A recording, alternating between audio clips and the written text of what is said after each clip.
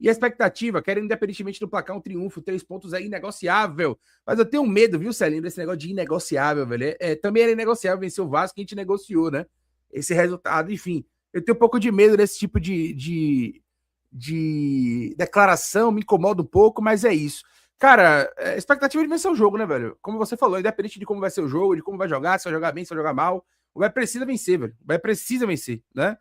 Não tem outra situação a não ser vencer a equipe da Chapecoense, velho. Quando você quer lutar por Libertadores, quando você quer lutar na parte de cima da tabela, né? Um time que se preze, que tem vergonha na cara, chega contra a Chapecoense e ganha o jogo, né? A Chapecoense só venceu um jogo, o campeonato inteiro, velho. Inteiro. Foi contra o Santos na primeira rodada da Série A. Depois disso foram 7 empates e 13 derrotas, né? Um triunfo, 7 empates e 13 derrotas para a equipe da Chapecoense. São 10 pontos do Campeonato Brasileiro, velho. 10 pontos do Campeonato Brasileiro, né? Tomou 43 gols em 21 jogos, saldo de menos 23. A Chape só venceu um jogo na Série A. Não tem, velho, nenhuma justificativa para o Bahia chegar em Chapecó no domingo e não vencer o jogo, né? É impossível. Assim, a gente tentar cogitar qualquer outro resultado que não seja 3 pontos contra a Chapecoense no domingo. Lembrando que 3 pontos contra a Chape, a depender de como seja a rodada, né? Lembrando que a gente vai ter um Fluminense sem técnico contra o Palmeiras no Maracanã já amanhã, né? O Bahia já entra em campo no domingo sabendo qual é o resultado que ele precisa para poder, de repente, ultrapassar o Fluminense, né? Por exemplo, se o Palmeiras vence o Fluminense no Maracanã no domingo, um resultado simples, 1-0 para o Bahia contra a Chapecoense, coloca o Bahia no G4 momentaneamente, somente aguardando o resultado do Cruzeiro, né? O Cruzeiro, por sua vez, que jogará contra o Corinthians domingo, né? Na Arena Corinthians, só que, lembrando que o Cruzeiro tem um jogo de volta da Libertadores e o Corinthians também, né? Então, vamos ver como é que vai ser esse jogo de domingo aí, se eles vão alternar a equipe, né? Como é que vai ser, porque ambos os times, tanto o Corinthians quanto o Cruzeiro, têm adversários, né? Fortes, né? O Corinthians pega o Rosário Central, empatou 0-0 o jogo da ida, vai decidir em casa a classificação, e o Cruzeiro empatou com o Flamengo em casa e vai decidir no Maracanã na próxima semana a classificação na Libertadores. Então, é um confronto aí que o Cruzeiro pode tropeçar, por exemplo. O Cruzeiro pode nem jogar com sua força máxima, né? De repente. E aí a gente vencendo o jogo pode ser, velho, um indício de voltar ao G4 do Campeonato Brasileiro, né? Com 36 pontos. Então, velho, o resultado, o triunfo é inegociável. É inegociável. O Bahia precisa voltar a vencer, beleza? Então, preparados para ver Kika em campo domingo? Não duvido, viu? Não duvido. Isso que é pior de tudo. Não duvido. Principalmente porque é um jogo fora de casa. E John, nesse caso, como você falou, né? Por ser um jogo fora de casa, de repente apareça aí o Kiko Oliveira, porque a pressão da torcida não vai existir, né? Acho que o Bahia não vai levar muita torcida para Chapecó, é uma viagem muito complicada. Vai ter torcedor lá, claro, mas não vai ser uma quantidade tão grande de torcedores assim, né? Então eu não acredito, por exemplo, que a gente vai ter uma pressão sobre a utilização ou não, pelo menos em loco, né, de Kiko Oliveira. Pode ser que nas redes sociais a pressão aconteça, né? E acho que vai acontecer se isso acontecer, né, a utilização dele. Mas acho que não vai acontecer em loco, né, essa pressão. Enfim, Rosiel Duarte, Leiro, tem 11 jogadores do outro lado querendo sair dessa situação. Dito isso, precisamos ganhar e ganhar. Um abraço para você, Rosiel, tamo junto. Ao citar o gramado sintético, o Rogério Ceni me deu a impressão que deve apostar na titularidade de Carlos Alexandre. Espero que 3 anos depois ele tente encaixar Caio e Acevedo juntos. Chega de teimosia. É bem plausível, viu, Sérgio? É bem plausível, irmão, porque Caio, inclusive, como eu disse, né? Tem uma galera que tem essa superstição de que, pô, o cara que é entrevistado, né, na semana, no pré-jogo ali, ele é titular, né? E Caio é o entrevistado de hoje. E assim, Caio entrou bem pra ser sincero, né? Caio entrou muito bem contra o Vasco, né? As principais chances que o Bahia teve, né? Ou as principais chegadas que o Bahia teve, as escapadas que o Bahia teve contra o Vasco, ainda que tenha sido um jogo péssimo, né? O jogo foi horrível. Mas se o Bahia teve alguma chance de vencer o jogo no segundo tempo, né? As oportunidades que o Bahia teve, as mínimas oportunidades que nós tivemos, foram saindo dos pés de Carlos Alexandre, né? O mínimo de criatividade, assim, as estocadas, né? Os lançamentos longos saíram dos pés de Carlos Alexandre. Então, velho, sincero, honestamente, eu acho que é bem plausível que isso aconteça. Eu acho que é plausível que tenhamos aí Carlos Alexandre titular ao lado de Acevedo, até porque foi isso que ele fez, né? Eles jogaram juntos no jogo contra o Vasco, naquele segundo tempo, e é bem possível que isso aconteça no domingo, tá? Ainda mais tendo o gramado sintético, né? Que é um gramado de toque de bola, de velocidade, né? Eu acho que pode ser um gramado que ajude o Bahia. Essa desculpa não teremos, né? Essa desculpa não teremos, né? Ele falou do gramado sintético como algo positivo, né?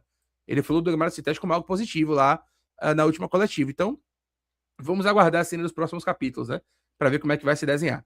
Procópio Alisson, outra opção é Tejuba na linha de 3, de defesa, Román espetado na direita e Pulga na esquerda, com Juan no ataque. Tem essa opção também. A gente vai debater tudo isso no campinho daqui a pouco, né? Existe essa opção.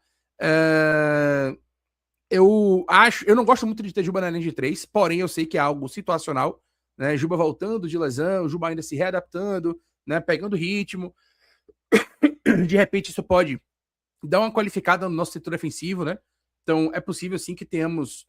É uma possibilidade, Alisson.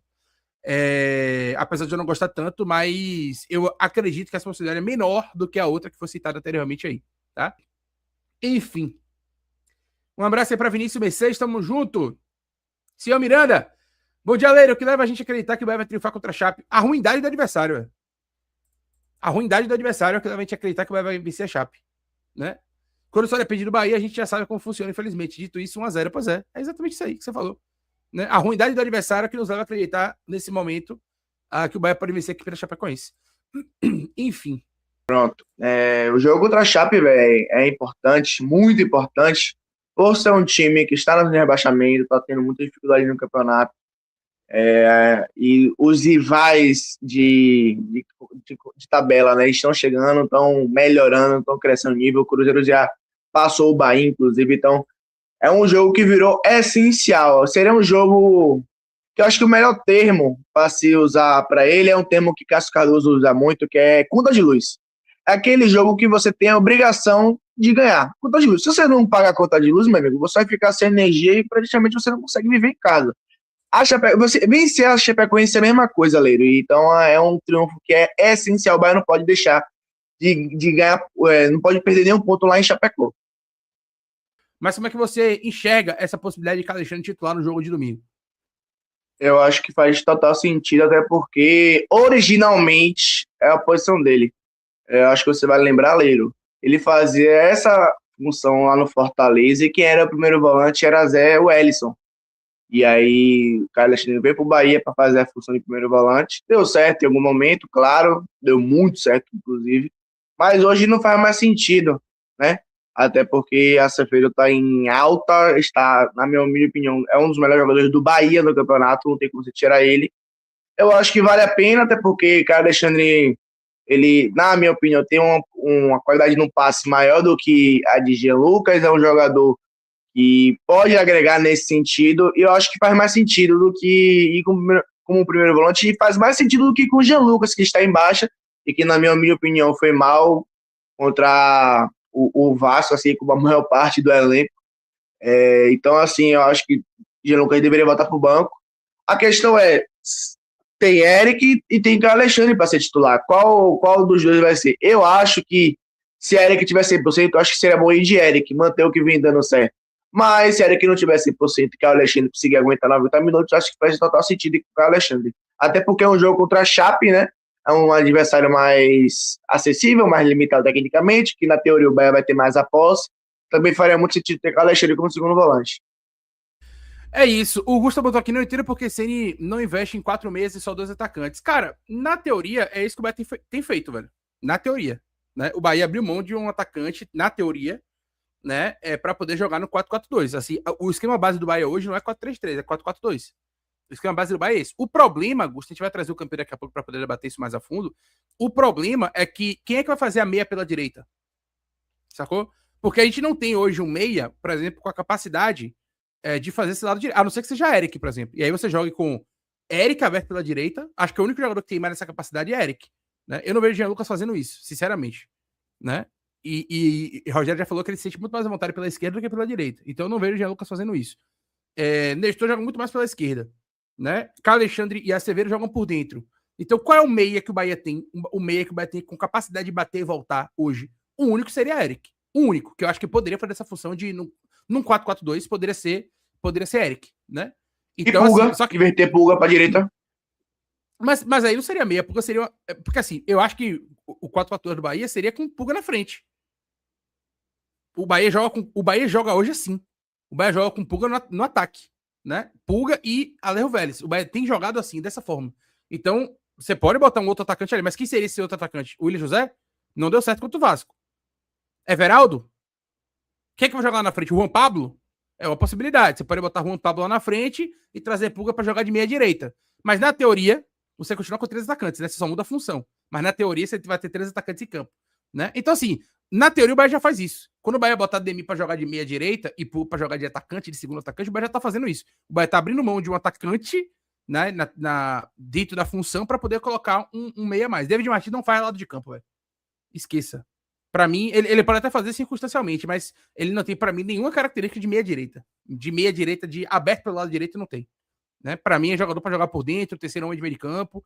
Né? Eu não vejo de maneira nenhuma. Eu não vejo, tá? Eu posso estar errado também, tá, galera? Eu não sou dono da verdade, não. Mas a minha avaliação é que o David Martins não tem nem físico e nem essa capacidade de jogar aberto pela direita, tá? Essa é a minha visão. Não sei você, Matheus, não sei se você acompanha o David também na base, né? Eu vejo alguns jogos da base do Bahia, a grande maioria deles, na verdade, do Sub-20, e eu não vejo o David Martins com as características e a capacidade física de fazer esse meio aberto pela direita. Eu não vejo, sincero e honestamente. Mas, enfim, ele até entrou assim contra o Fluminense, tá? Naquele contexto de jogo lá no Maracanã, ele entrou assim, circunstancialmente, ele joga aberto pela direita ali contra o Fluminense em alguns momentos. Mas eu não acho que é o melhor dos mundos. Eu não vejo ele jogando como titular, saindo como titular, né? Jogando dessa forma. E você, Matheusão?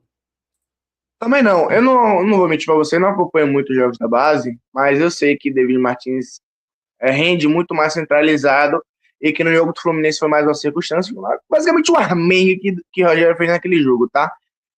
Tem também Cauê Furquim, que fez uma partida bem ruim contra o Vasco e é complicado você colocar ele do nada assim, depois de ter feito a partida ruim, mas é a melhor opção que nós temos. Eu acho que não deveria voltar.